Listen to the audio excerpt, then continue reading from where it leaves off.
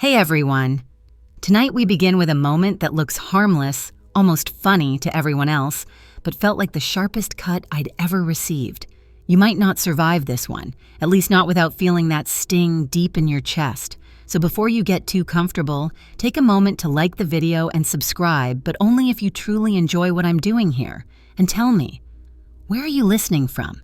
And what time is it where you are? I love seeing where my stories travel. Now, turn off the lights. Maybe let a fan run for some gentle white noise. And let's begin tonight's journey together.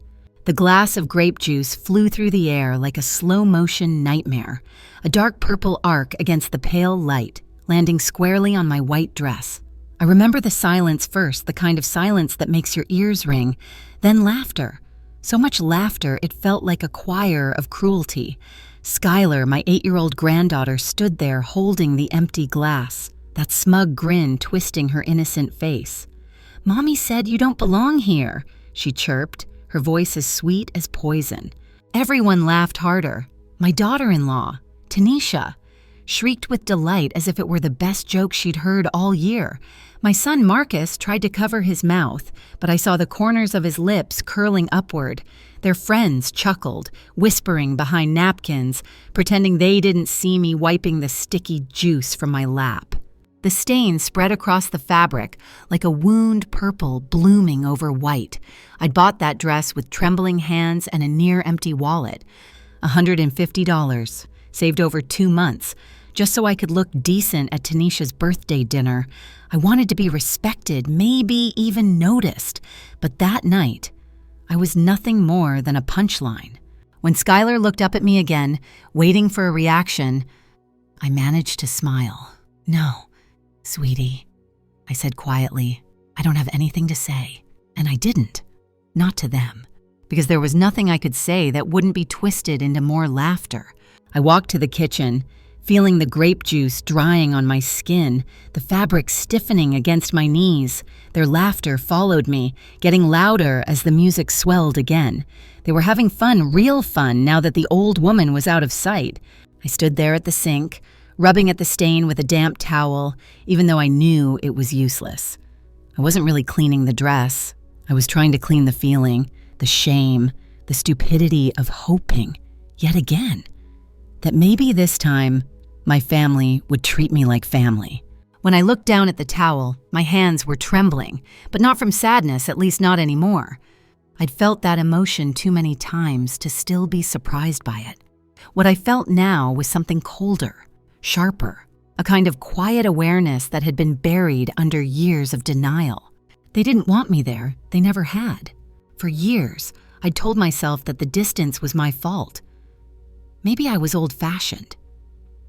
Maybe I didn't get their world, the phones, the slang, the way family dinners turned into Instagram photo shoots. I used to think, if I just try harder, they'll love me right. But standing there, wiping a useless stain, I realized the truth they didn't even want me to try. I could hear Tanisha's voice from the living room, loud and playful. She really thought she could wear white. "Oh my goodness, Skylar, you're terrible." More laughter, more music. You know, there's an old saying that once people show you who they are, you should believe them the first time. Took me 64 years to finally understand it. Wisdom doesn't always arrive early. Sometimes it crawls in through the back door after decades of humiliation. As I stood in that kitchen, I thought of every other time I'd sat through their mockery in silence. Every time my cooking was ignored. Every gift I gave that was treated like clutter. Every Sunday dinner where I felt like a stranger renting a seat at their table. Something inside me hardened. I walked toward the front door, my wet dress clinging to my skin. No one noticed. No one said goodbye. They were too busy laughing over wine and cake that I had partly paid for. When I stepped outside, the night air hit my face like a baptism. Cool, clean, real. The kind of air that reminds you you're still alive, even when you feel invisible. I unlocked my car and caught my reflection in the side mirror. My eyes were dry, not red from crying. Not even watery, just steady, determined. I think that's when I saw her for the first time, the woman I had buried under guilt and obligation. The woman who had once dreamed, who had once believed she deserved kindness. She was still in there, and she was done being quiet. You see, shame can paralyze you for a lifetime, but it can also be the spark that wakes you up. Funny thing, I'd always heard that revenge was unhealthy, but no one ever told me that self-respect could feel like revenge too. As I drove home through the quiet streets, headlights reflecting on rain-wet asphalt, I didn't feel sad. I felt awake, like a fog had lifted. A quirky little fact I once read popped into my mind: octopuses, when trapped, can squeeze through a hole the size of a coin because they refuse to be confined by bones. That night, I decided to be my own octopus, flexible, escaping through whatever space I could find. When I reached my apartment, I hung up that ruined dress instead of throwing it away. It was no longer just fabric, it was evidence, proof that the moment I thought broke me had actually set me free. And as I sat down with a cup of cold tea, I whispered to myself, they don't know it yet, but this is the last time they'll ever humiliate me. Little did I know, the storm I was about to start would change all of our lives forever. When I woke up the next morning, the smell of grape juice still lingered on my fingers. I'd scrubbed them raw, but that sticky sweetness clung on like memory, the kind that doesn't fade with time, just settles deeper under the skin. The sunlight through my thin apartment curtains looked almost cruelly cheerful. Outside, the world kept turning, but inside my chest was a strange quiet.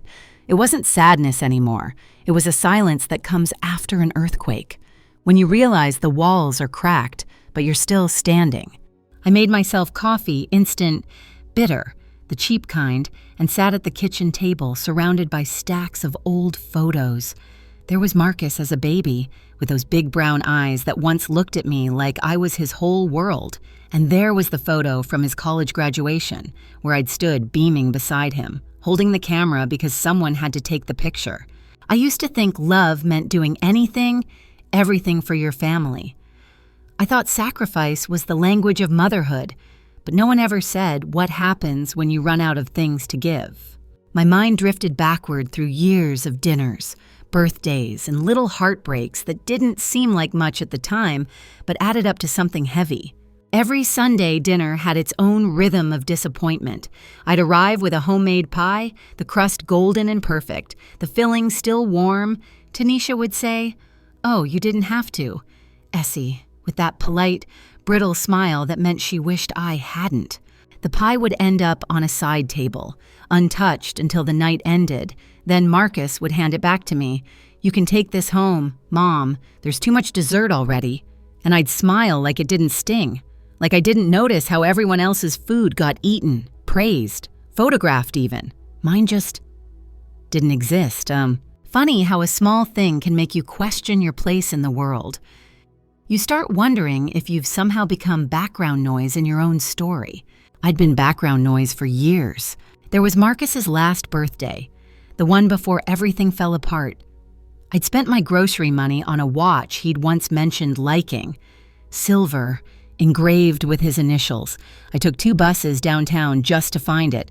When I gave it to him, he said, "Thanks, Mom," without even opening the box. Then he put it aside and went on admiring Tanisha's gift, a designer shirt he wore all day, while my watch sat forgotten among crumpled wrapping paper and empty glasses. I told myself not to take it personally, but I did. Of course I did. You know, when people talk about elder abuse, they imagine bruises or stolen checkbooks, but it's quieter than that. It's in the way they laugh when you speak. It's in the way your presence becomes optional, your feelings disposable. At Skylar's school play, I sat in the back row with flowers I couldn't afford. Marcus and Tanisha sat up front, all smiles for the other parents. When the play ended, they took photos with Skylar, just the 3 of them. "It's just for the parents," Tanisha had said. "All sugar and steel." I nodded and stood aside, clutching my flowers like a fool. I didn't appear in a single photo from that night to the world. Skylar had no grandmother. I remember coming home that night and whispering into the quiet, maybe next time they'll include me. Next time never came. Here's the thing about hope, it's stubborn. It keeps showing up, even when you've given it eviction papers. I kept hoping that one day they'd see me, not as a burden, not as an old woman with nothing to offer, but as the mother who had once worked 2 jobs so they could go to summer camp, or who skipped her own meals to make sure there was enough food for everyone else. But they didn't see that woman anymore. Maybe they never had. I used to laugh at the phrase emotional labor, thought it was just modern nonsense, but now I get it. Emotional labor is staying quiet when your heart is breaking so the family dinner doesn't get awkward. It's smiling through tears so no one has to feel guilty about how they treat you. It's swallowing humiliation and calling it love. And I was an expert at it. By noon that day, I decided to clean out my drawers. I found envelopes of receipts, grocery lists, old letters from my late husband, Robert. He'd been the kind of man who noticed small things, the way I liked my tea, how I hated loud chewing, how I hummed when I cleaned. When he died, I thought Marcus would step into that space, protect me like his father once did. Instead, he filled it with demands. It's funny, grief and guilt are cousins. They visit together and leave the same mess behind. As I folded Robert's letters back into their envelope, I whispered something to him I hadn't said aloud in years. I think I let them break me. But even as I said it, I realized that wasn't true anymore. The breaking part was over. The rebuilding had already begun, it just didn't have a blueprint yet. That afternoon, I walked to the park near my apartment. There's a big oak tree by the fountain, the kind that's older than anyone alive around it. I sat on the bench under its shadow and just breathed. A kid chased pigeons while his grandmother laughed from a distance, clapping when he almost caught one. She looked happy, really happy. Not tolerated, not included out of obligation, just loved. I remember thinking, that used to be me. There's a saying from some philosophy book I once read in my night classes, the opposite of love isn't hate, it's indifference. I didn't fully understand it back then, but now, watching that grandmother and child, I did. My family's laughter the night before wasn't cruel because it hurt. It was cruel because it was indifferent. They didn't care how I felt. And that realization, oddly enough, set me free a little more. That night, as I lay in bed, I promised myself I'd never attend another family event out of obligation. Not another dinner, not another birthday, not another fake smile for a photo I'd never see posted. A quirky fact popped into my head. One I'd heard on some documentary glass, when it breaks, doesn't actually shatter randomly, it fractures along invisible stress lines that have been there all along. All it needs is one impact to show them.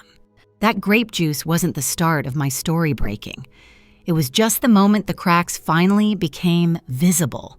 I closed my eyes, hearing their laughter in my head one last time and for the first time in years. It didn't hurt. It just sounded small. The next morning, I'd start something new. I didn't know what yet. But I knew one thing, whatever it was, it would belong entirely to me. The morning air was crisp when I stepped outside, the kind that smells faintly of rain and change. I remember thinking how peaceful the world looked. Even when my heart still felt like a room after a storm, furniture turned over, windows cracked, but sunlight beginning to slip through. I stopped by the corner store and bought a newspaper. Not because I wanted to read the news, I just needed to feel the texture of something ordinary in my hands. Normalcy, even in print, can feel like medicine. Back in my apartment, I sat down with a pen and a blank sheet of paper. I didn't know what I was about to write, but my hand started moving on its own. What came out wasn't poetry or letters. It was math, numbers, dates, amounts. 5,000 for temporary help, 3,000 for credit card emergency, 8,000 for the house, 4,000 for kitchen remodel, 2,500 for that vacation Skylar deserved. By the time I was done, I stared at the total like it was a crime scene. It's like 43,200. That's how much money had left my hands and gone into theirs over the past few years. I felt sick. When Robert passed, the small insurance payout was supposed to be my safety net. It was supposed to patch the roof, fix the windows, and cover emergencies. Instead, it had been drained dry, one favor at a time.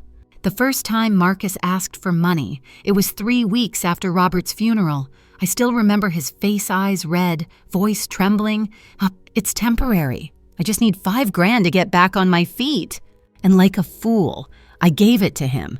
Because that's what mothers do, right? They help, they sacrifice, they trust. He said he'd pay it back in 2 months. Those 2 months turned into 6, then a year. When I finally asked about it, he snapped, "You're seriously asking for money when you just lost Dad? I thought you wanted to help your family." That was the first time I felt the shift, the moment when guilt became a leash. He came back again a year later, this time for $3,000, then $2,000 for a new apartment, then $100 for car trouble. Always emergencies, always temporary. You'd think I would have learned, but when you love someone, denial can sound a lot like reason. Then came the house. Tanisha had worn her best respectable dress that day, all smiles and charm.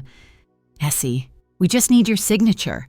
It's just a formality," she said, her nails tapping the pen on the bank folder. "You won't have to pay a thing." And I signed. God help me, I signed. They made their payments for a while. I told myself it was fine, until one morning the phone rang. "Ms. Dupree, the property you co-signed is 3 months delinquent." My stomach dropped. I called Marcus immediately. "What's going on?" He yelled, "It's not my fault. You think I wanted to lose my job." I didn't argue. I just emptied my savings, $8,000, to save their house. That was the start of the second job. I worked nights cleaning offices, the kind of job where your name isn't remembered, but your mop streaks are. The pay was low, but it kept the bank quiet.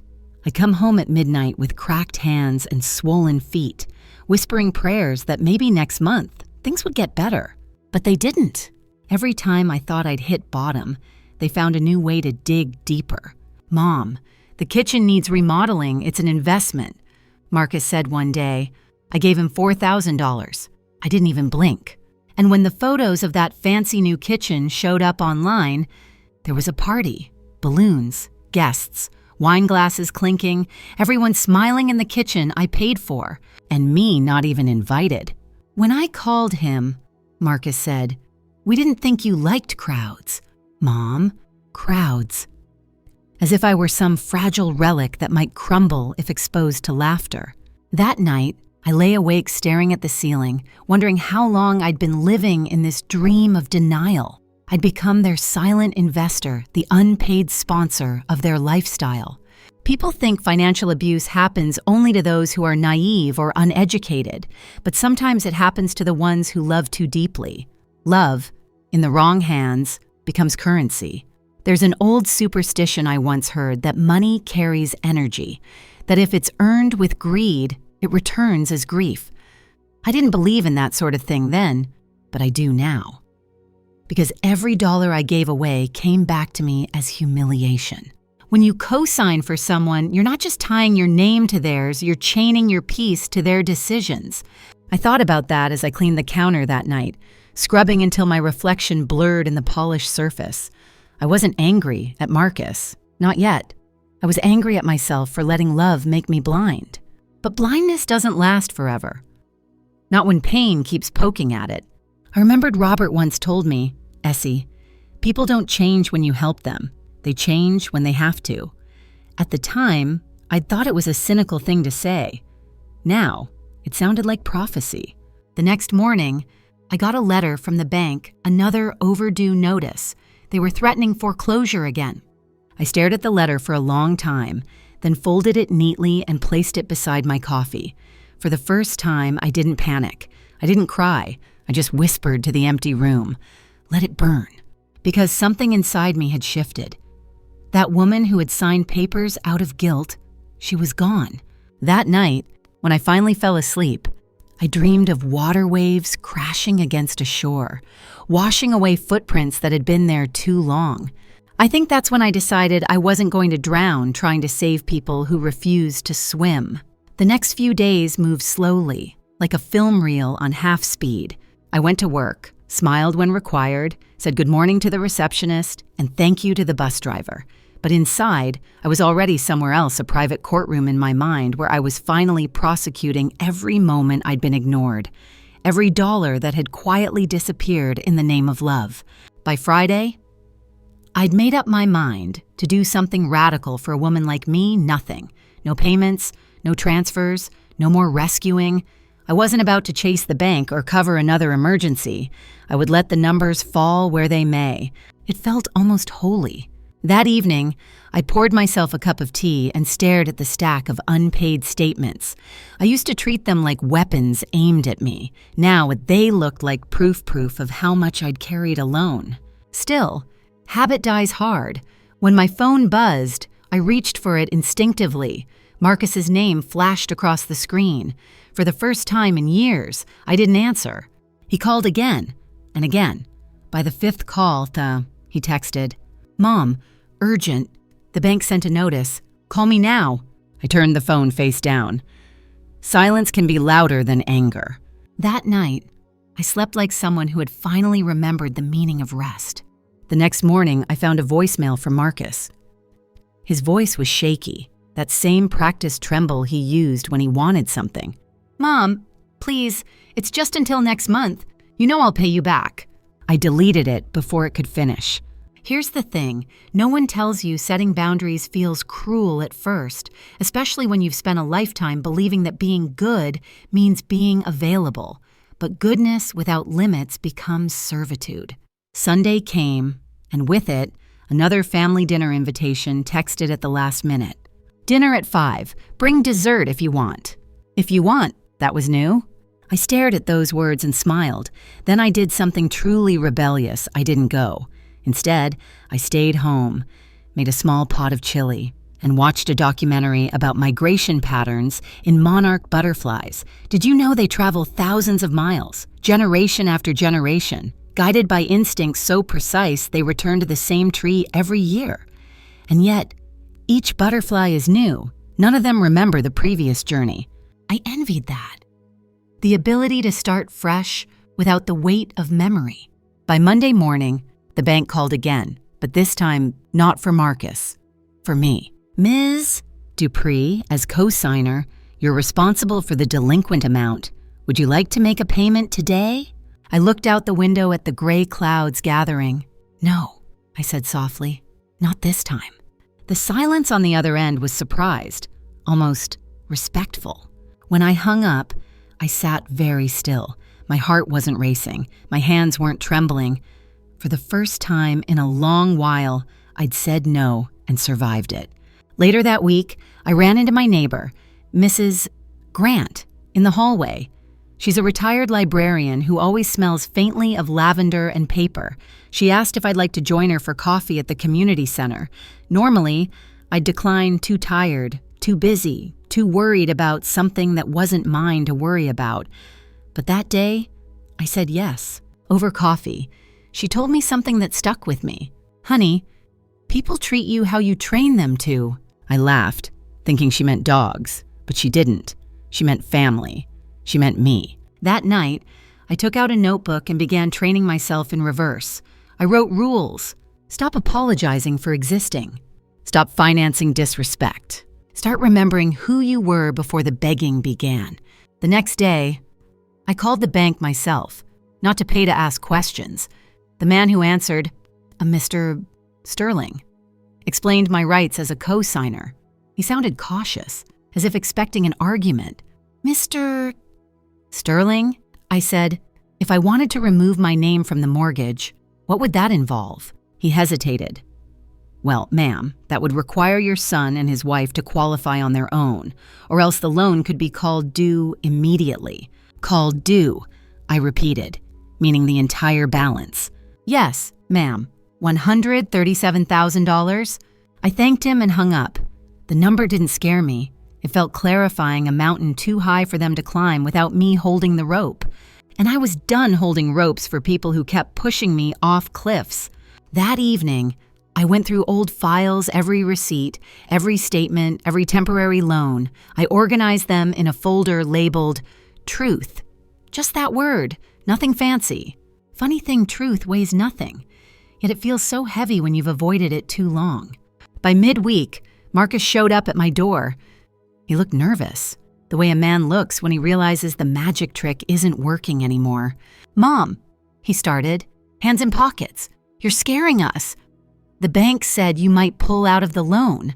That's not necessary." I let him talk.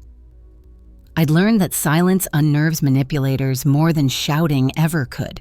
Finally, I said, "Marcus, I've been responsible for your home for 6 years, and I'm tired."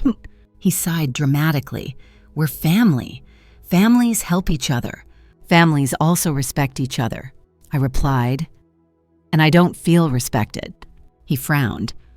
"So you're going to ruin everything over a little misunderstanding." Little misunderstanding. That phrase almost made me laugh. It was the same one Robert used to say when the car broke down and he didn't want me to worry. But Marcus used it to hide negligence, not protect love. I looked him in the eye. "I'm not ruining anything. I'm just letting the truth do what it's supposed to do, balance the books." He didn't understand. Not yet, but he would. After he left, I sat by the window with my notebook. The streetlights flickered on one by one, and I wrote a single line that would carry me through the storm ahead. Mercy without boundaries becomes permission. Some people think older women lose their edge. They forget we've survived too many winters to fear one more.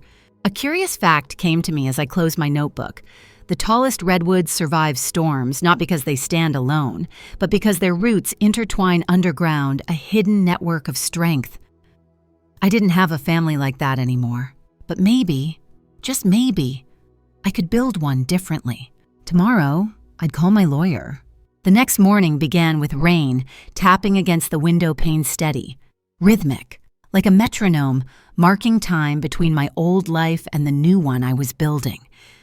I brewed my coffee, black and bitter, and sat at the table with my notebook open to the page that simply read, "Mercy without boundaries becomes permission." It was time to act. I called the number I hadn't dialed in years, the office of attorney Silas Jenkins, the man who had handled Robert's will and who, unlike my family, still treated me with quiet dignity.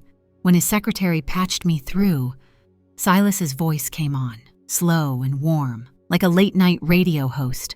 "Estelle Dupree, it's been a while.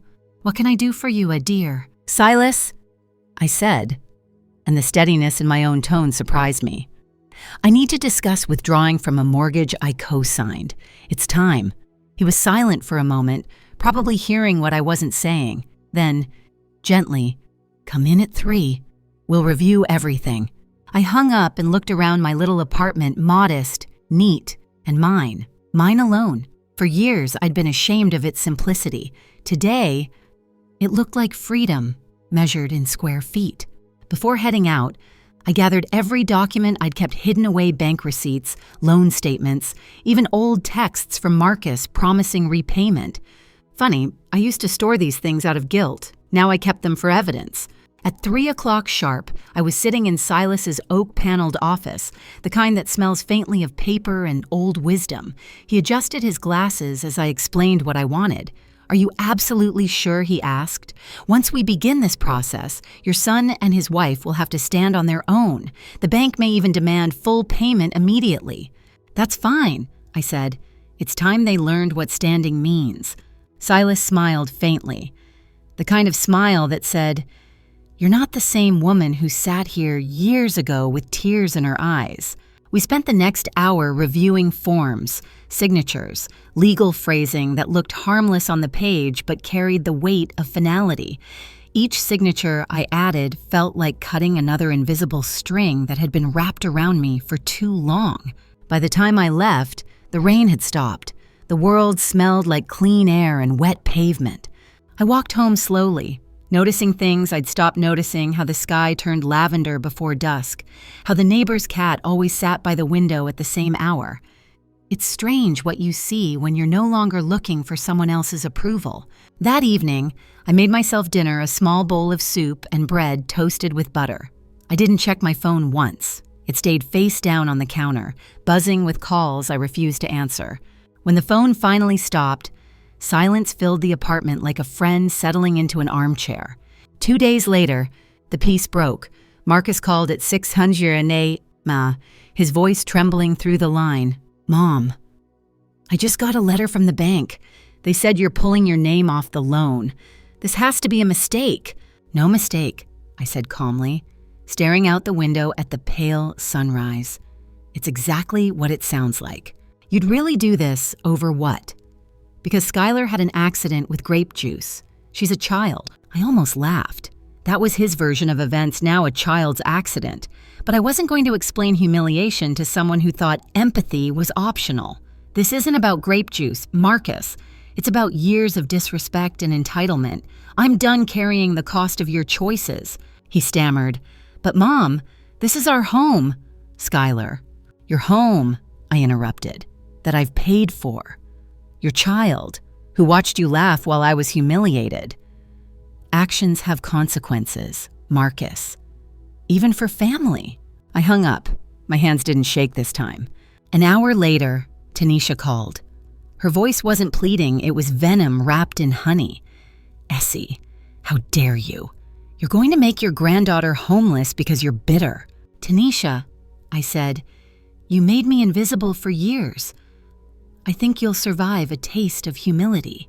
The silence on the other end was delicious. That week was chaos. They tried everything, angry messages, guilt trips, even showing up at my workplace. Marcus stood by the parking lot one night, eyes bloodshot. Mom, please, we can fix this. I looked him straight in the eye. Fixing it would mean acknowledging what you broke. You can't repair trust with words, Marcus, only actions. He sighed, his voice cracking. We already said sorry. No, I replied softly. You said you were sorry I felt that way. That's not the same thing. He looked lost for a second, like a child realizing the rules of a game he thought he was winning had changed. Then anger flickered. You're really doing this? Yes, I said. I'm really living my life. He walked away muttering something about me being ungrateful. But I didn't chase him. That's the thing about guilt. It only works if the other person still believes they owe you something. That night, I poured myself a small glass of wine, not the cheap kind I used to buy out of habit, but a good one, a Cabernet I'd been saving for a special occasion. And this, somehow, felt special. As I sipped, I thought about how easy it is to confuse control with love. My family had loved me only as long as I was convenient. The moment I stopped paying, their affection expired like an old coupon. But love, real love, doesn't need proof of purchase. A quirky fact came to mind in ancient Rome. They believed geese were sacred guardians because they once saved the city by honking when invaders approached. They might not have been beautiful creatures, but they were alert, loyal, and loud when it mattered. I chuckled softly. Maybe I was finally becoming someone's goose sounding the alarm before more of my life got invaded. By Friday, the paperwork was complete. The bank confirmed the process had begun, and within 30 days, my name would be officially removed from the mortgage. Marcus and Tanisha would either refinance or face foreclosure. I didn't feel vengeful. I felt there. That night, I sat on my porch watching the streetlights flicker on, and a thought crossed my mind, quiet but sharp. I wasn't losing a family. I was regaining myself, and they had taken so much money, peace, dignity, but they had also taught me the hardest and most liberating truth of all sometimes. Walking away isn't betrayal. It's the purest form of self-respect. 3 weeks passed before the storm truly hit. I woke up that morning to my phone vibrating nonstop. Calls, texts, voicemails, each one angrier than the last. Marcus, Tanisha, even an unfamiliar number that turned out to be their lawyer. The bank had officially notified them they either had to refinance without me or face foreclosure within 60 days. The panic in Marcus's voice was almost comical. Mom, please, you can't do this. The house, they're saying we could lose it. His words were desperate, but all I heard was irony. The house I paid for? I thought, the house you locked me out of. He kept talking, trying to reason, threaten, bargains cycling through emotional weapons like a man checking his pockets for lost coins. Marcus, I said quietly, I spent years saving you from consequences. I won't do it anymore. Mom, this isn't fair. I smiled. Fair. You don't get to say that word to me. He hung up before I could finish. Later that afternoon, Tanisha called, her tone dripping with that artificial calm she used when she wanted to sound superior. Essie, let's be reasonable adults. Think of Skylar. She's just a child." "Tanisha," I replied evenly. "Children learn from what they see. What do you think she's learning? Watching her parents laugh at their grandmother's humiliation." That stopped her. For a few seconds, there was only silence. And then, the venom. "You bitter old woman. You're destroying your own granddaughter's life because you couldn't handle a joke." That was the moment I realized something deep. People like Tanisha mistake kindness for weakness until the day it costs them something. By the end of that week, I started noticing strange things. A car parked too long across from my building. Balloons filled with paint splattered against my windows one morning. Someone even left rotten eggs by my door. Childish, petty things, but unmistakable. The next night, my car tires were slashed. The word egoist scratched across the driver's door with a key. I called the police. The officer, a middle-aged man with kind eyes, took notes patiently. "Ma'am, do you have any suspects?" I laughed bitterly. "Family." He nodded. "That's more common than you'd think. These things tend to get worse before they get better. Install a camera if you can." I thanked him. But deep down, I knew something else. What was really getting worse wasn't just their behavior. It was their realization that their power over me was slipping away. The next few days blurred together. I worked my shifts, avoided unnecessary calls, and tried to focus on the small joys, the smell of morning coffee, the sound of rain against my window, the relief of silence. Until one afternoon when I returned from work and found Skylar sitting on the steps outside my apartment. Her school uniform was wrinkled, her little backpack half open. She looked up at me with tear-streaked cheeks. "Grandma," she said, "Mom says you're making us lose our house. Is that true?" Her voice cracked on the word house. I froze. "Skylar," I said softly, kneeling down. "Grown-ups make decisions that are complicated, but it's not your fault, and it's not your job to fix them." She sniffled. "Mom said you don't love us anymore." I looked at her small face, the same one that had grinned when grape juice drenched my dress, and for a moment, my resolve trembled. But then I remembered what love without respect looks like. "Skylar, love doesn't mean letting people hurt you," I said gently. "Someday you'll understand that." I walked her back home. Marcus and Tanisha were waiting at the door, Marcus anxious, Tanisha furious. "Mom, what are you doing bringing her here?" Marcus demanded. "What am I doing?" I repeated. "What are you doing, letting her wander across town crying about things she shouldn't even know?" Tanisha's eyes flashed. "She wanted to see you." "No," I said, looking straight at her. "You sent her here to do your begging for you. You used your child as a guilt letter." That landed. Marcus looked away, shame flickering for a moment before he buried it under anger. "Mom, you're being ridiculous. You're tearing the family apart." I laughed quietly. "Marcus, this family was never together. You just didn't notice until the money stopped." I turned and walked away before either of them could speak again. That night, I found a note taped to my door. "Last chance. Crazy old woman. Sign the papers or things will get worse." I read it once, then folded it neatly and placed it in a drawer. I didn't cry. I didn't call anyone, because fear had left me. Once someone's tried every way to break you, there's nothing left for them to threaten.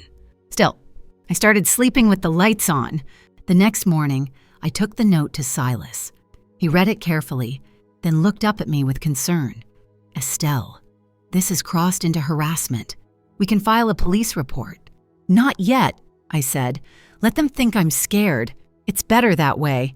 He nodded slowly, though I could tell he didn't agree. "There's another option, Bees," he said. "You could file a restraining order." "Not yet," I repeated.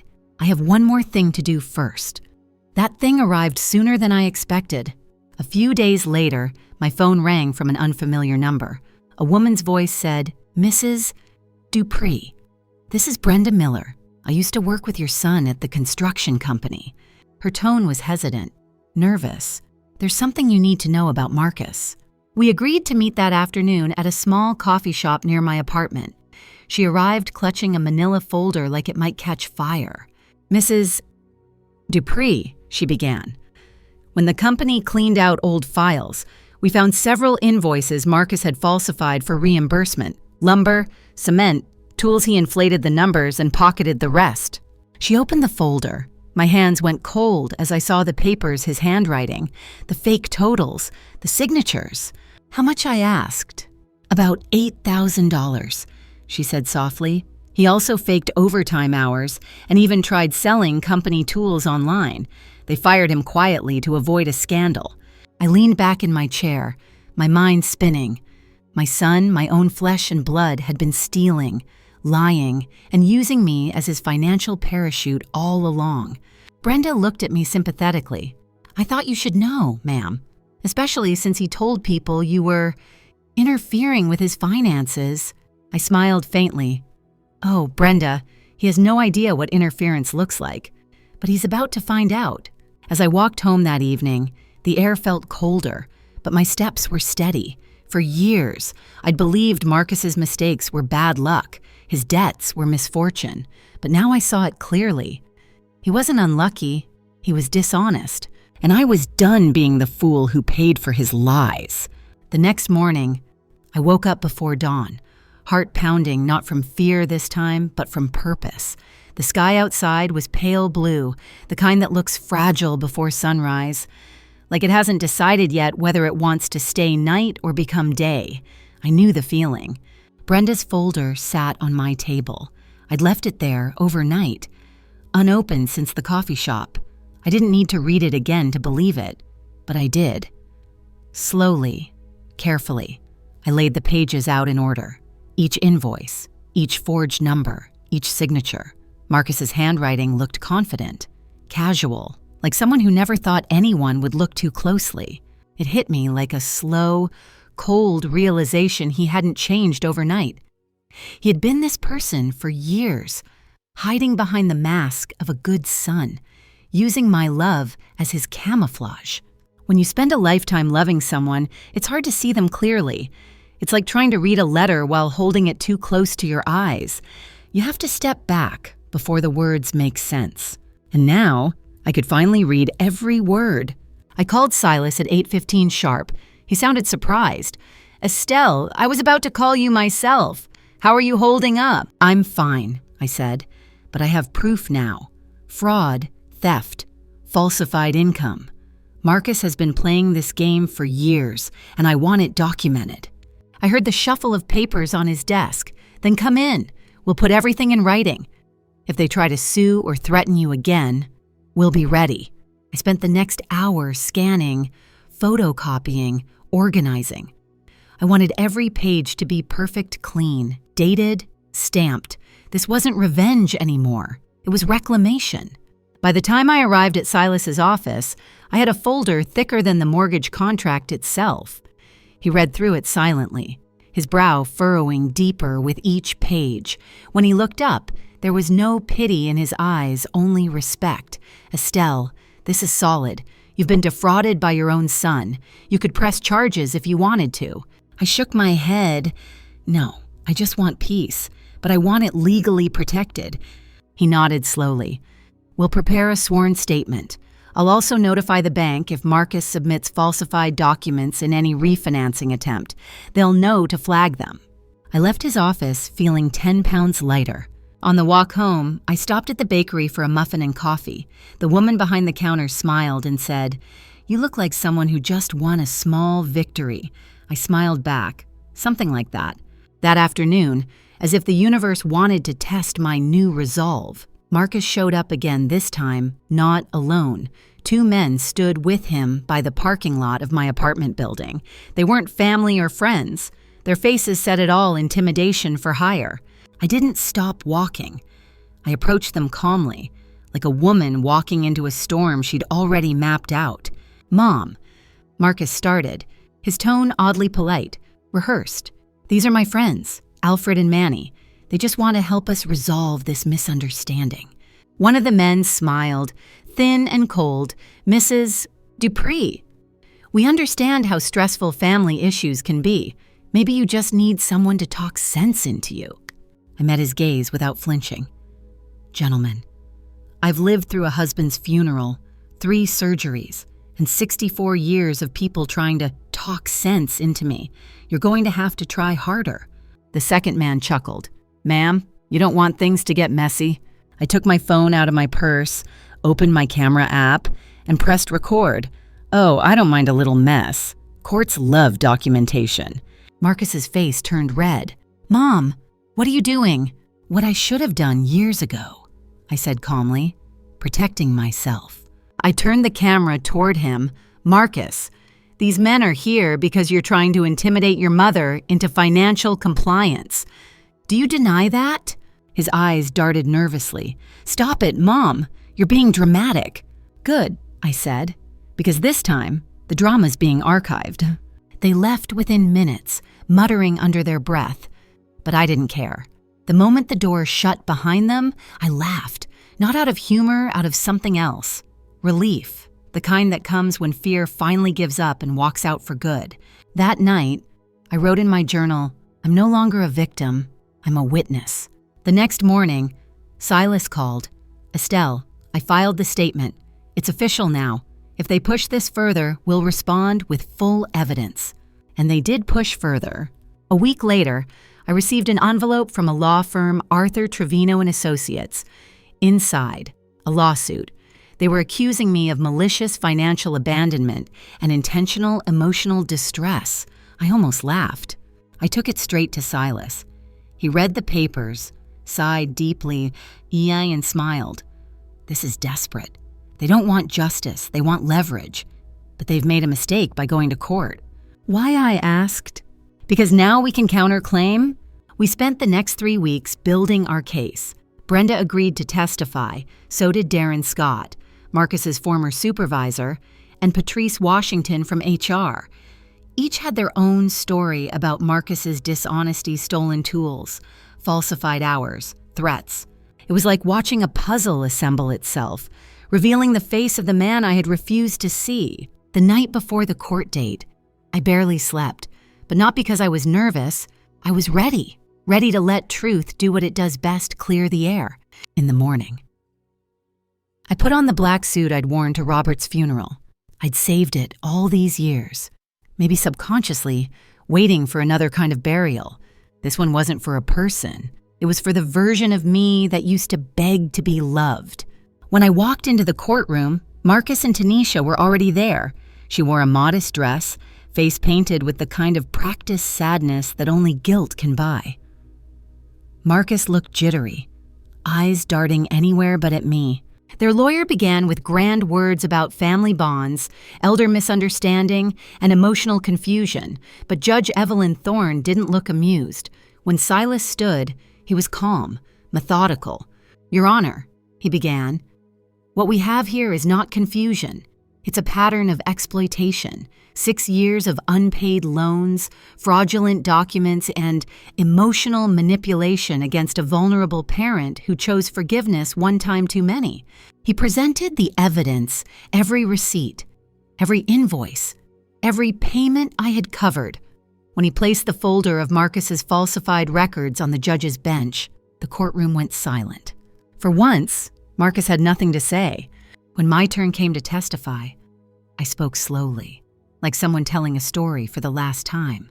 For years, I believed love meant sacrifice. I said, but love without respect becomes servitude. I worked 2 jobs to keep a house I was never welcome in. I bought peace with money I didn't have, and I let fear of being alone convince me that abuse was normal. The judge listened without interruption. Her eyes softened slightly, and I could see something shift in her posture.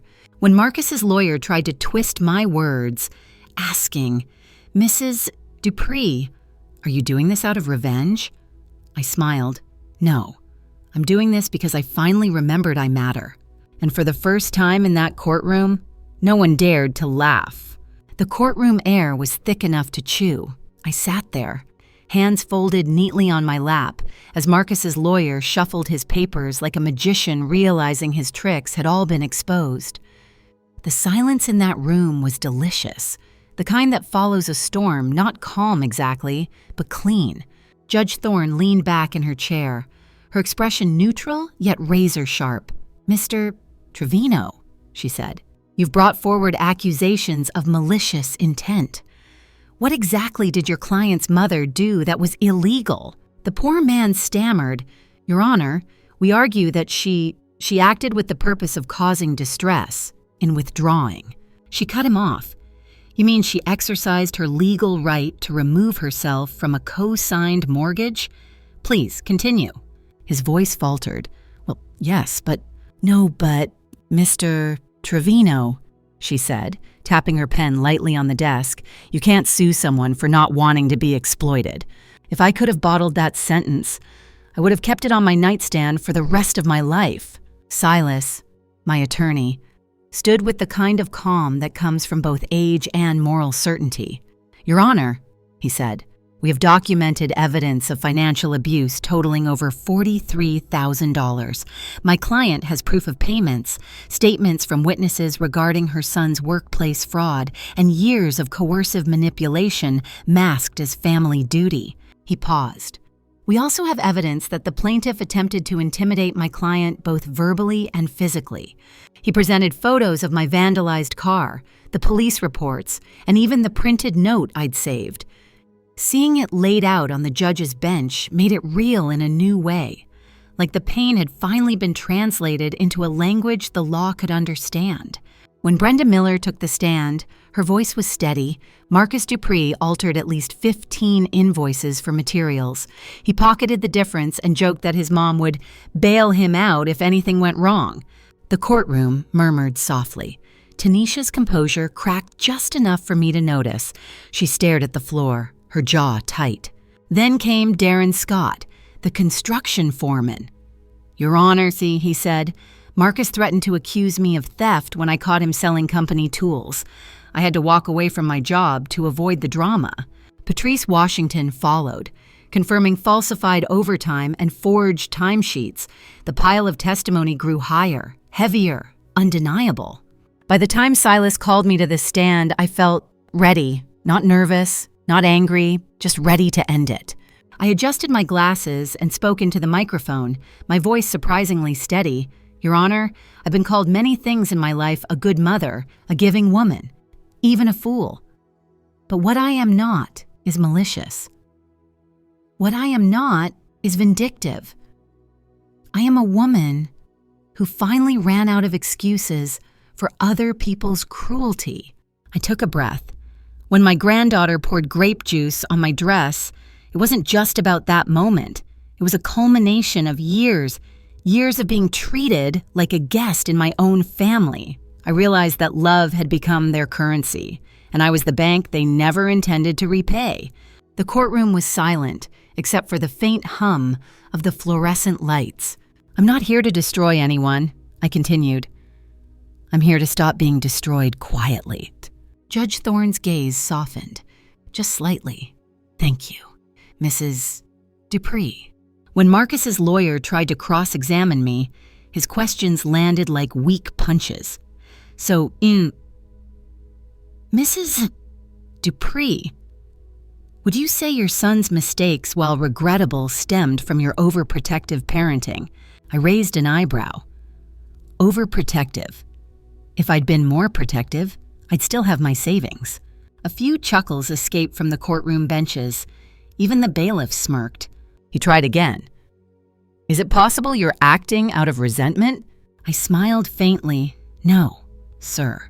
I'm acting out of clarity." By the time the testimonies ended, you could feel the shift in the room. The sympathy had quietly migrated away from Marcus and Tanisha, landing on me like a soft, invisible blanket.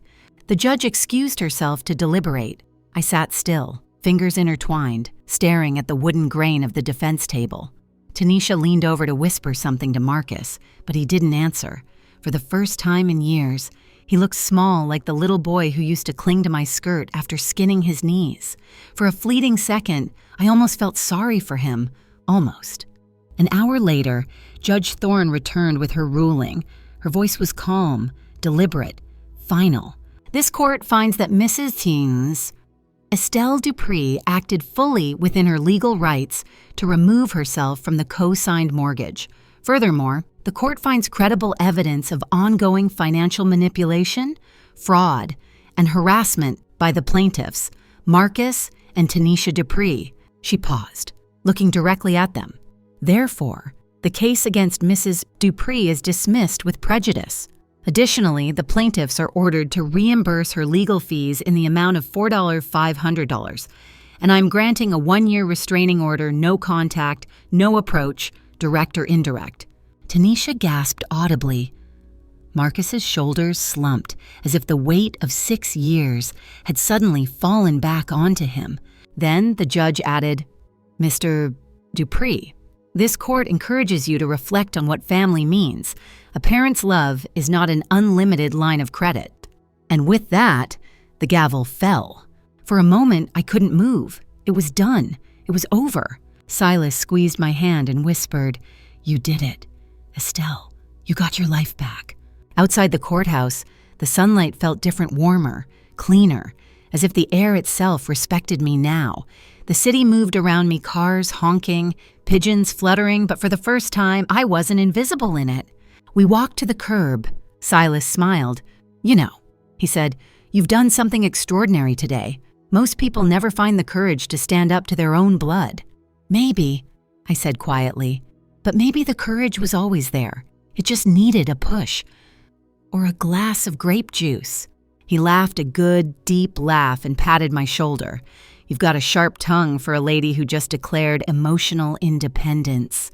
"Oh, Silas," I said, "sharp is all I've got left, and I'm keeping it polished." That night, I came home to my quiet apartment. I didn't pour wine this time. I brewed tea, opened the window, and listened to the city breathe. Somewhere in the distance, a siren wailed, but it didn't sound like danger. It sounded like release. For years, I'd lived my life like a background character in their story. But sitting there, under that soft golden lamplight, I realized the story had always been mine, and I had finally reclaimed the pen. It's been said that peace doesn't arrive with fanfare. It just slips quietly into the room once the shouting ends. That's exactly how it felt when I woke up the morning after the trial. The world hadn't changed. My phone was still cracked, my coffee still tasted too bitter, and the wallpaper in my apartment still peeled at the corners. But something inside me was different, lighter. Still, like a pond after the last ripple fades. The silence was no longer heavy. It was healing. I sat by my window that morning, watching the sunrise spread across the buildings like liquid gold. I thought about how, for 6 years, every sunrise had started with dread calls from Marcus, guilt from Tanisha, panic from the bank, but now, nothing. Just me, my tea, and a calendar full of unclaimed days. For the first time, I realized how much energy I'd spent keeping everyone else's life running. All that labor, emotional, financial, physical, had left me exhausted, as if I'd been holding my breath for years. And now, with one stroke of a judge's gavel, I could finally exhale. Silas called around 10 a.m. "Estelle," he said warmly, "you handled yourself like a professional in that courtroom. How are you feeling?" "Like someone who just quit a job she never applied for," I said, laughing softly. He chuckled. "Well, you've earned your rest. And remember, the restraining order is in effect. If they try to contact you, call me immediately." "I doubt they'll dare," I said. "For once, they have to live in the world they built." We said our goodbyes, and when I hung up, I realized something unexpected. I wasn't angry anymore. Not at Marcus, not at Tanisha, not even at Skylar. Anger, it turns out, is a bridge emotion. It helps you cross from pain to peace, but you can't live on it forever. Later that afternoon, I decided to take a walk downtown. I hadn't been there in months. The sidewalks were full of people rushing to jobs, to appointments, to lives that probably looked more stable than they felt. I passed by a small cafe space for rent, with a hand-painted sign in the window available perfect for bakery or coffee shop. Something fluttered in my chest. I don't know why I stopped. Maybe it was the smell of roasted beans from the cafe next door. Or maybe it was the simple idea of owning something again. The rent posted on the window, $900 a month, felt almost taunting. It was the same amount I used to send Marcus every few months for one emergency or another. I smiled. Well, isn't that poetic? I murmured to myself. That night, I couldn't stop thinking about that space. It had dusty windows, chipped paint, and the kind of dim lighting that begged for warmth, but it also had potential. And after everything I'd endured, potential was a beautiful word. The next morning, I called Silas again. How much trouble would I be in if I used some of that refund money from court for something? Nanu. Trouble, he said, amused. You've spent years saving other people's lives. I think you've earned the right to invest in your own. So that's what I did. It took months of work permits, painting, baking trials, and a lot of burnt muffins, but eventually, the little cafe came alive. I named it Robert's Corner, after my late husband. It felt fitting somehow. The man who had once built everything for our family would now have a small corner of the world dedicated to peace and good coffee. On opening day, I wore my favorite burgundy blouse and the same gold earrings Robert had given me on our 30th anniversary. They caught the light just enough to remind me that time doesn't dull everything. It polishes what's meant to last. The first customers trickled in hesitantly, the way people always do with new places. A group of office workers, a pair of students, an elderly couple holding hands. By noon, the place smelled like cinnamon and hope. Us. Brenda Miller came by too. She stood in the doorway smiling, her hands wrapped around a steaming cup. I'm proud of you, Ms. Estelle, she said. You turned a tragedy into a recipe. We both laughed. That afternoon, as I cleaned tables and refilled coffee pots, a thought crossed my mind, simple but powerful. For years, my home had been filled with people who didn't value me. Now, I was filling a space with strangers who actually did. By the end of the week, Robert's Corner was making enough to cover expenses and leave a small profit. I paid every bill with pride, every penny earned honestly. A few regulars started showing up daily. There was Mr. Manuel, a widower with kind eyes who loved my lemon cake. There was Mrs. Hortensia, who came every Tuesday for a latte and shared stories about her grandkids who lived out of state. And then there were the college students who called me Miss E and helped me carry flour bags from my car in exchange for free muffins. For the first time, I had a family again, one I chose, one that chose me back. One evening, as I was wiping down the counter, a small realization hit me. I hadn't thought about Marcus all day, not once, and that felt glorious. Still, old habits die hard. There were moments like when I counted the till or turned the key in the door after closing when I'd imagine what he might be doing. If they'd lost the house yet, if Skylar was okay, if they ever thought about me. But guilt didn't follow those thoughts anymore, just distance, like remembering a country you once lived in but no longer belonged to. A quirky fact came to mind one night while I was cleaning up. Did you know the Japanese art of kintsugi repairs broken pottery with gold, making the cracks part of the design instead of flaws? It hit me then. Maybe that's what I'd done with my life. I hadn't erased the damage. I'd filled it with something precious. The cafe's walls were painted a warm cream color now, lined with plants and framed photos of simple things, coffee beans, rolling pins, sunsets. People said it felt peaceful when they came in, like stepping into a place that forgave them for being tired. And I realized that was exactly what I needed too. Peace didn't mean forgetting my past. It meant owning it so fully that no one else could weaponize it against. When I locked up that night, I stood on the sidewalk, breathing in the quiet hum of the city. I whispered, "You did it, Estelle." And for the first time, I believed myself. 2 years later, people still talk about the smell of cinnamon that greets you the moment you walk into Robert's Corner. They say it feels like a place that remembers your name, even if you've only been once. Maybe it's the old jazz records playing softly from the corner speaker. Maybe it's the way sunlight filters through the front windows, hitting the coffee mugs just right. Or maybe it's just that every inch of this cafe was built out of something stronger than wood or paint. It was built out of survival. Every morning, I unlock the door at 5:30 a.m., and the air is still cool, almost sacred. I grind the beans, mix the dough, set the tables. There's a rhythm to it now, a quiet poetry in small and repeated acts. I used to think peace meant having nothing left to do, but peace, I've learned, is having something you love to wake up for. Brenda, my part-time helper, arrives at 600 sharp. She still wears her hair in that neat bun and insists on calling me Miss Estelle, no matter how many times I tell her to drop the miss. After everything she did to help me, hiring her felt like the easiest decision of my life. We bake muffins, brew fresh pots, and share small laughter before customers arrive. "Do you ever miss them?" she asked one morning while wiping down the counter. "Who?" "Marcus and Tanisha." She nodded softly. I paused before answering. Missing someone and wishing them back aren't always the same thing. I said, "I think I miss who I thought they were." That truth landed between us like a feather and stayed there, light but impossible to ignore. My regulars trickled in as the hours passed. There was Mr. Manuel, always punctual at 8 p.m. with his book tucked under one arm.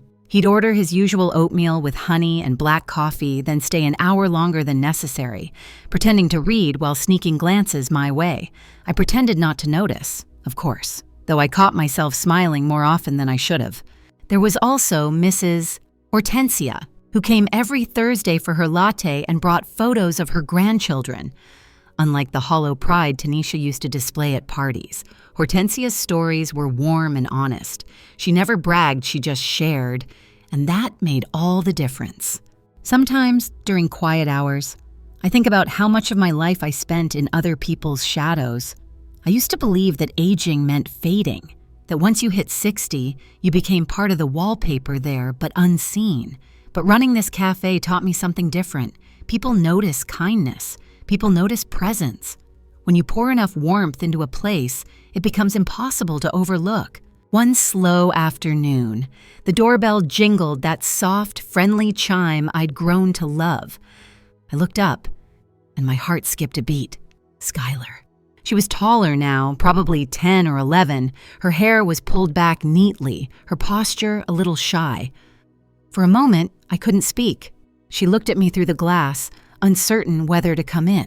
Finally, I smiled and said softly, "Hey there, sweetheart. Come on in." She hesitated before stepping inside. The door shut behind her with a faint click. The cafe smelled like baked apples and fresh coffee, and I wondered if she recognized the scent of home she'd never really known. "Mom doesn't know I'm here," she said after a pause. "I figured as much." I replied gently, "Would you like some cocoa?" She nodded, her voice barely above a whisper. "Please." I poured her a cup and added extra whipped cream.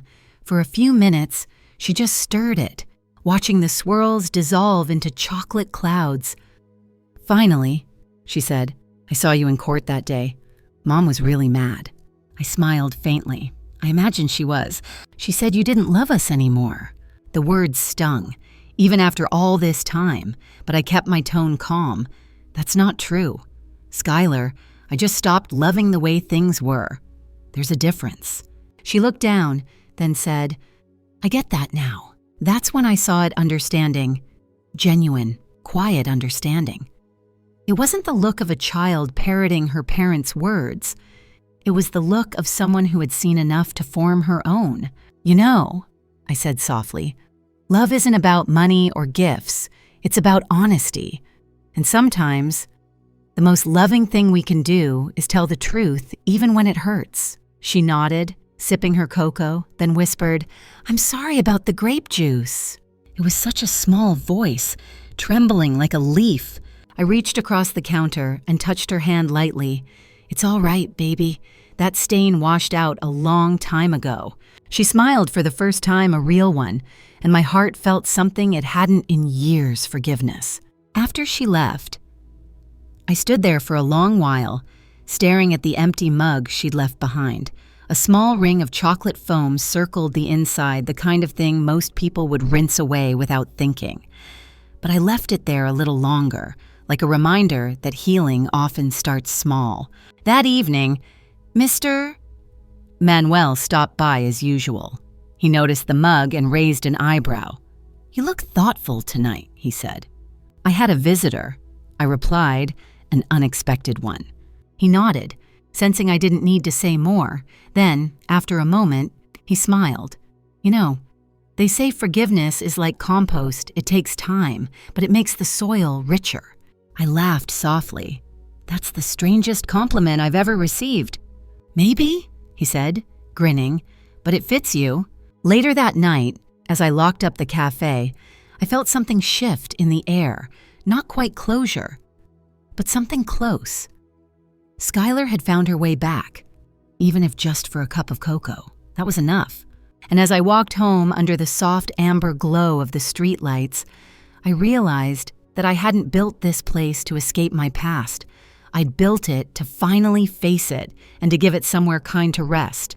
When I reached my door, I looked up at the moon, pale, watchful, perfectly imperfect, and whispered, "I forgive you, too, Marcus." The night didn't answer, but it didn't need to, because this time, silence wasn't empty. It was peace. The following months drifted by like slow, gentle music, the kind that fills a quiet room but doesn't demand to be heard. Life at Robert's Corner settled into a rhythm I came to cherish: morning baking, midday laughter, and evenings of soft jazz echoing through warm light. Peace, I learned, doesn't announce itself. It just begins to feel normal. But one morning, as I was flipping the sign from closed to open, I caught sight of someone standing across the street, my breath caught before I even recognized him. Marcus. He looked thinner, older not by years, but by burdens. His once polished shoes were scuffed, and his work clothes were stained with dust and paint. For a second, I thought he might cross the street, but he didn't. He just stood there, hands in his pockets, watching the cafe quietly. Our eyes met for a moment, no hostility, no shouting, just something wordless. Regret, maybe, recognition. Then he nodded once and turned away, disappearing around the corner. I stood frozen, the key still in my hand. For a long time, I didn't move. Brenda came in 5 minutes later and noticed my expression. "You all right, Miss Estelle?" "Yes," I said softly. "Just saw a ghost." She chuckled gently, thinking it was a joke, and went to grind the coffee beans, but I meant it. Seeing Marcus felt like seeing a spirit from a past life, one that had haunted me for years, but now seemed ready to rest. That night, I wrote about it in my journal. He looked human again. Maybe suffering has a way of turning people back into what they were meant to be. A week later, I received a letter handwritten, addressed simply to Mom. The handwriting was messy, uncertain, but familiar. My hands trembled as I opened it. "Mom, I don't expect you to forgive me. I don't even know if I deserve to ask. Losing the house was the best thing that ever happened to us, though it didn't feel that way at the time. I had to work jobs I thought were beneath me, and for the first time, I realized how much you sacrificed just to help us stay afloat. Tanisha and I separated last year. She took Skylar, and I don't blame her. She's working hard now, too.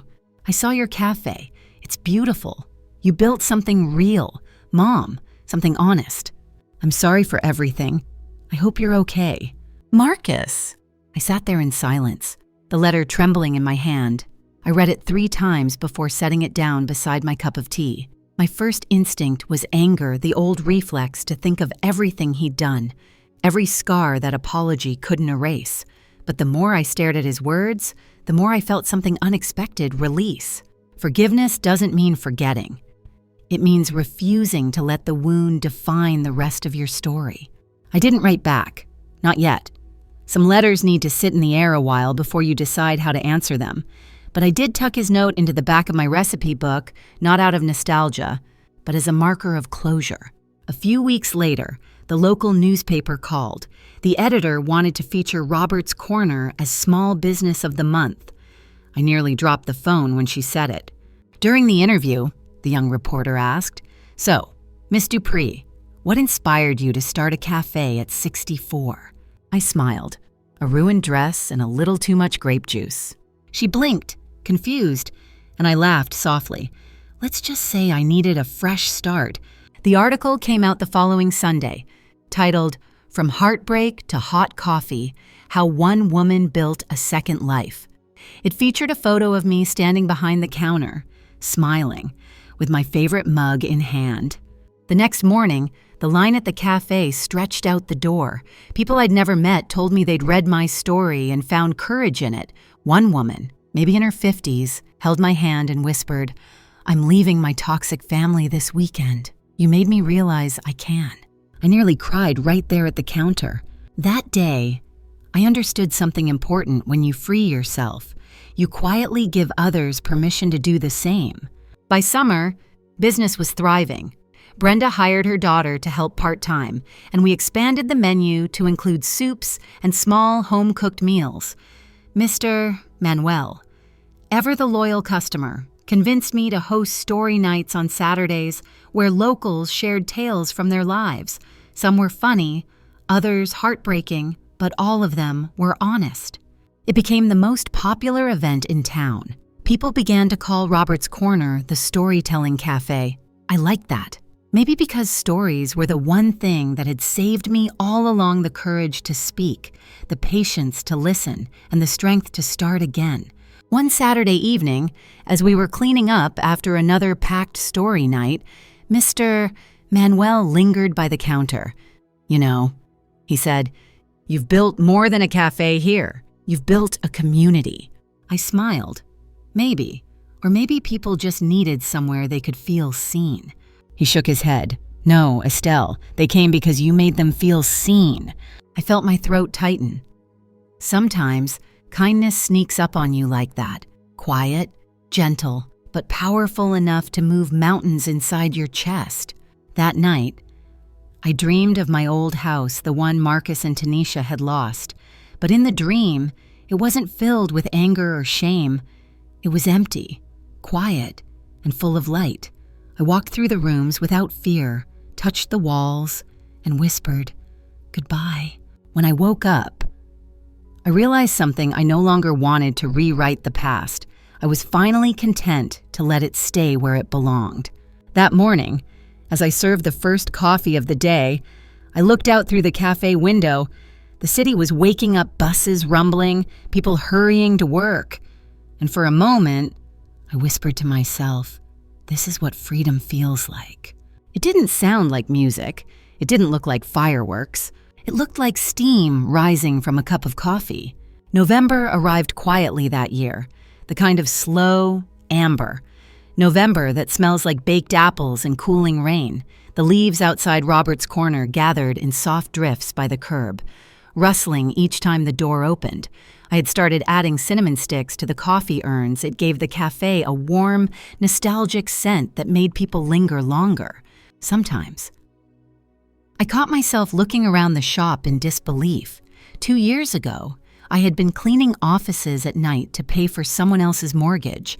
Now, strangers were paying me just to sit in a space I created. Life is strange that way when you stop feeding what breaks you. What heals you finally grows. One chilly morning, Brenda came in grinning. "Guess what? Miss Estelle. The Chamber of Commerce picked us for Small Business of the Month. They're putting your picture in the paper again." I laughed, shaking my head. Lord, I hope they use a better angle this time. Last article made me look like I was scolding the muffins. She laughed so hard she almost dropped the coffee pot. "You're famous, Miss Estelle. Don't you forget it." That afternoon, the reporter came a young woman named Alana, barely in her 20s, full of eager energy and questions. She asked about recipes, business tips, even my favorite type of customer. But halfway through the interview, she leaned in and said quietly, "Can I ask you something more personal?" "Sure," I said, wiping down the counter. "How did you forgive them?" The question lingered in the air between us. I thought for a long time before answering. "I didn't forgive them all at once." I said, "Forgiveness isn't a door you open, it's a window you crack little by little, until the air changes. One day you wake up and realize you can breathe again." She nodded slowly, scribbling my words down. "That's beautiful." "No," I said softly, "it's just the truth." That night, I stayed after closing. sitting at one of the corner tables with a cup of tea and my old journal. The cafe was dark except for the soft glow of the window sign. Outside, the streetlights made the rain shimmer like melted glass. I thought about everything that had happened, the laughter, the courtroom, the tears, the long hours that shaped me into someone I finally liked. I thought about Marcus's letter, still tucked away in my recipe book, and for the first time, I felt no anger at all, just distance and a quiet gratitude that I had survived long enough to outgrow that pain. A few weeks later, Mr. Manuel stopped by after hours. He'd become part of my routine, now arriving at closing time with a gentle knock, helping me put away chairs just so we could talk a little longer. That night, he brought wildflowers. "Picked them myself," he said shyly. Didn't want to buy something that had already been handled by a dozen people. I smiled, touched in a way words couldn't express. You know, that might be the most romantic sentence anyone's ever said to me. He chuckled. "Careful, or I'll start believing you mean it." "I do," I said softly. We sat in silence for a while, sipping coffee, listening to the rain. I hadn't thought much about love since Robert passed, but in that quiet moment, with the warmth of the mug in my hands and the soft sound of rain outside, I realized something. Love doesn't always have to come wrapped in grand gestures. Sometimes it arrives in laughter, shared over dish soap and coffee grounds. A week later, the Chamber of Commerce plaque arrived, Small Business of the Month, Robert's Corner Cafe. They sent a photographer to take another picture. This time, I didn't hide behind the counter. I stood in front of the door with Brenda and Mr. Manuel on each side, all three of us smiling like people who'd found a little piece of home. When the article came out, it quoted me saying, "It's never too late to start your second life." I hadn't realized how true that was until I read it printed in black and white. A few days after, while cleaning one of the tables, I found a familiar face in the reflection of the window. Skylar, older now, 12 maybe, stood outside, her school backpack slung over one shoulder. She hesitated, then waved. I waved back. She smiled, then disappeared into the crowd. And that was enough. As Christmas approached, I decided to host a dinner for the customers who, like me, didn't have family nearby. Brenda called it the Found Family Feast. We decorated the cafe with handmade ornaments, candles, and strings of golden lights. The night of the dinner, laughter filled every inch of the room. No fancy dishes, just honest food and good company. When it was over, I stood by the counter, watching everyone leave, coats buttoned and hearts lighter. Brenda hugged me and said, "This place feels like magic, Miss Estelle." "Not magic," I said softly, "just kindness." After everyone left, I sat in the quiet cafe. The lights dimmed low. The last candle flickered beside the plaque on the wall. I thought about everything that had brought me here, the humiliation, the loneliness, the pain, and realized that none of it had broken me. It had simply cracked me open so something better could grow. Outside, the wind carried the scent of rain and pine. I whispered a little prayer, not for more, but for gratitude, for peace, for mornings that begin with the smell of coffee instead of fear. And as the clock ticked softly behind me, I smiled, whispering to the empty cafe, "I'm free." It's been nearly 3 years since I left the life that once defined me, and every morning still feels like a quiet miracle. I used to think the worst thing that could happen was losing my family. Now I know the real tragedy would have been losing myself. I built Robert's Corner from the same hands that once trembled, signing checks for people who laughed at me. I rebuilt my life from the ashes of humiliation, and somehow, it became something beautiful. The laughter that fills this cafe isn't forced, and the love here doesn't have conditions. Marcus still hasn't come back, but I see traces of him in the faces of customers who tell me their stories, people learning how to stand again after being used or forgotten. Skylar sometimes walks by after school, and that small wave she gives me means more than words ever could. They say justice is cold, but I think they're wrong. Real justice feels warm, it smells like fresh coffee and sounds like your own heartbeat, steady and sure. So tonight, as I turn the key, I whisper to the dark street outside, It's never too late to take your life back. Good night, my friends. Sleep well. And remember, peace is always waiting for you, just beyond the door you've been afraid to open.